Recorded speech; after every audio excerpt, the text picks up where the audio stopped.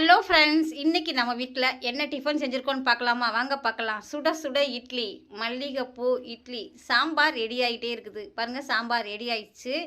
இதுக்கு ஃபைனலாக இது டேஸ்ட் கொடுக்குற ஹீரோ யாருன்னு பார்க்கலாமா? கொத்தமல்லி கருவேப்பிலை தான். இப்போ போட்டுடலாம். கொத்தமல்லி கருவேப்பிலை போட்டால் சாம்பார் ரெடி. நல்லா கம கமன்னு நல்லா வாசனையாக ஹோட்டல் சாம்பார் போல் டேஸ்ட் ரொம்பவே சூப்பராக இருக்குது.